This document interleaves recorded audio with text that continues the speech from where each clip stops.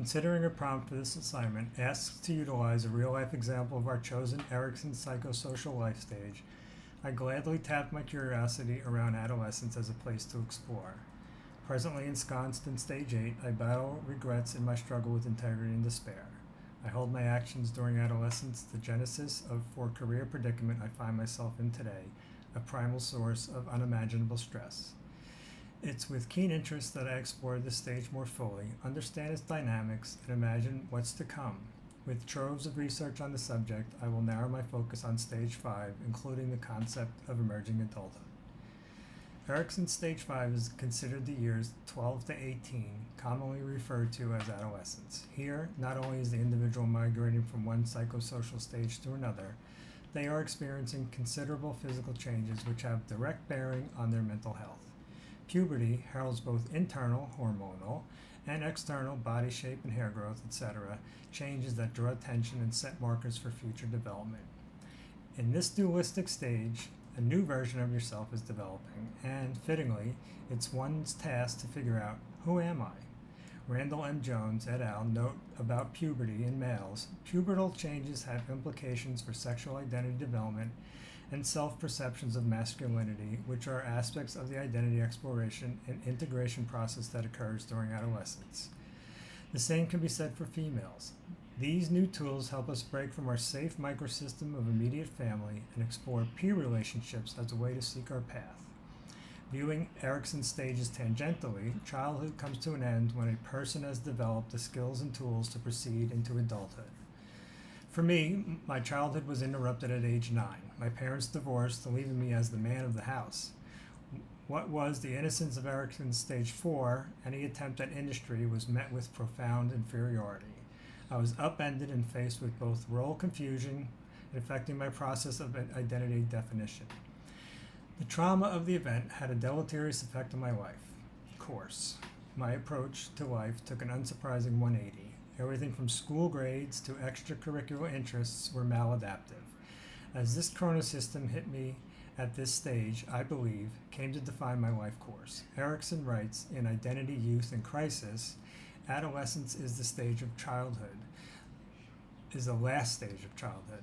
The adolescent process, however, is conclusively complete only when the individual has subordinated his childhood identifications to a new kind of identification, achieving and absorbing sociability and in competitive apprenticeship with and among mates.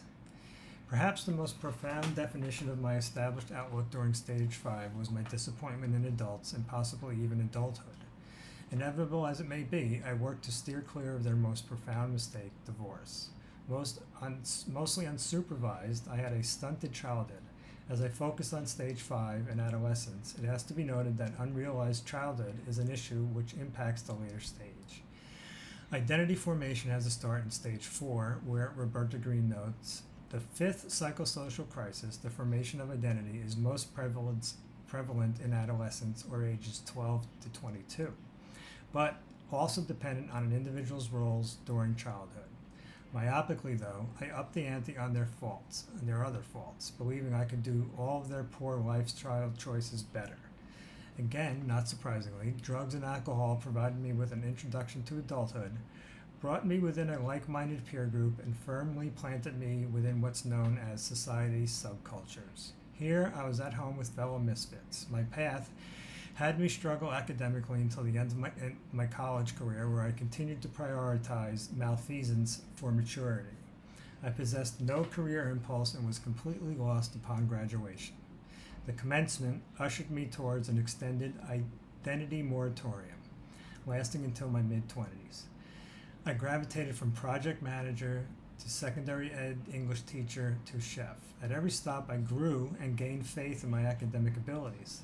It's during this sub-stage where I began to realize agency and see resilience as a defining trait. It is safe to say that a return to academic competence sparked the beginning of my ego identity. From this new vantage point, I was able to see successes in my adolescent development, not only the failures. Worldview approaching, I was able to decipher syntonic from dystonic thoughts, as I believed I was forced into an early maturation as the man of the house, and mediator of my mother and sister's quarrels, what I really experienced was role confusion and identity crisis. My default emotional mechanism has been abject silence about my feelings. This character was developed to signify I was handling the broken family and moving on. Here I met Garmezy's definition of resilience. I projected the maintenance of competent functioning despite an interfering emotionality.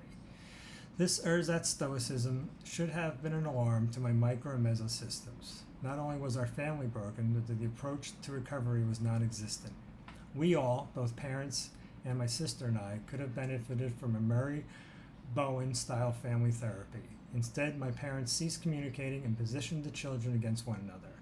Aside from a few therapy sessions as a child, I received no therapeutic interventions. Instead, I dug in, doubled down on my emotionalist affront on life. My life course, where I was blessed with a cadre of father figures, set me on a path of career success. Although slow to develop, I used newfound confidence in emerging adulthood to cobble together an idea to attend culinary school. With zero experience, this was an audacious decision. However, I possessed the intrinsic aptitudes to succeed and used my academic prowess to glide through the coursework. Once completed, surviving the macho and masochistic kitchens of the New York restaurant business tested my resilience. Now, in my late 20s and early 30s, I realized development does not end at 18. Adults can and do experience fundamental changes, biological, psychological, social, that are developmentally meaningful throughout life. Armed with this experience, the success at school and adaptability in the hospitality workforce opened the door to a now 33-year career. Although I am currently struggling in my role, a lot of that has to do with my age and my current stage. As I navigate the travails of leading a kitchen with a diverse workforce, still performing physical work and clocking countless hours daily, I'm looking at my fortunate, traumatic development, resilience, and late bloomer status. In 2019, an article in the Saturday Evening Post by Richard Kirkgard expounds on his studies of late bloomers and states that they are, simply put, a late bloomer is a person who fulfills their potential later than expected. As much as I have utilized my resilience, I now covet my late bloomer status. As I navigate a recent diagnosis of cyclothymia, I know the stressful environment of food service is detrimental. It is here at the Wurzweiler School where I hope to establish my latest act in life, in my life course. Giving back while continuing to learn about myself will keep me active and engaged throughout the stage 8.